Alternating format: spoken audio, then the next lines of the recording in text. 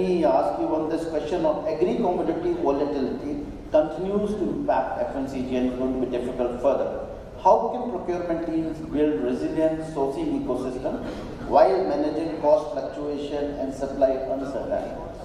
Right? One thing which I have realized in supply chain is every cost can go up except supply chain. That's what my mandate is. Cost down करो. आपकी जो cost of supply बहुत ज़्यादा है. I think rest everything is going up. Why do you expect that my transportation cost will go down? And I'm sure that must be expectation on Nestle, right? I must also compliment. I have been across the world. Two things are always visible in every city and villages: Nestle's chocolates and Pepsi's chocolate. Thank you. Jaikishan. Yeah. So, I'll take it a little differently. What we are seeing today is same as ever. In fact, last 80 years has been the most peaceful time in the human history. And I'll start with the dua. It says, "Sukh mein simran sab kare, dukh mein kare na koi." Dukh mein simran sab kare, sukh mein kare na koi. Jo sukh mein simran kare, dukh ka hai koi. Now I'll replace the word. I'll replace word, play with the words. Now it says, दुख में supply chain visibility सब करे, सुख में करे न कोई. जो सुख में सप्लाई चेन विजिबिलिटी करे, दुख का है कोई. I'll connect it with resilience. Resilience for me is a very negative word. It is something we should all get rid of. Resilience slows us down. Resilience has a negative impact on financials, and resilience ensures that we build buffers everywhere. And I'll tell you, resilience is not the problem. The problem is the fear of unknown. Why do you build resilience? Why do you build inventory? Why do you build these systems? Because you don't know what is happening in the back end.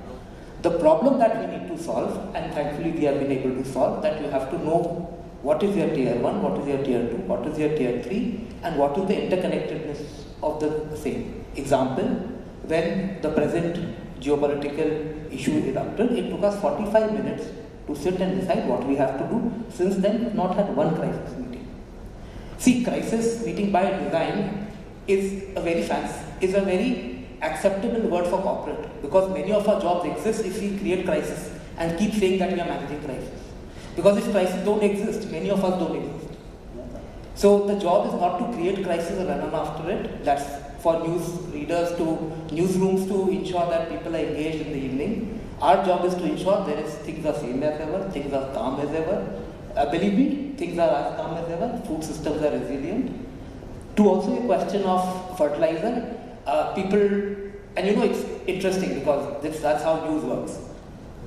In any country, like we have inventory of a product, we also have inventory of fertilizer. And not inventory which you are holding in the warehouse, it is the inventory which you are holding in the soil. India by design puts 2 to 3 times the fertilizer which is required to grow a crop. So even if you don't get fertilizer or at 50% for next 3 years, crop production will not go down significantly. So we try to find the reds and greens. I will say even today we are in peaceful times. It's the capability of the supply chain managers to be able to manage what is happening. Most of the times when I do an RC, I find it's the skill gap or a training gap or an intent gap which leads to a crisis or not the other way around. Because if I have the visibility, I don't see a problem anyways.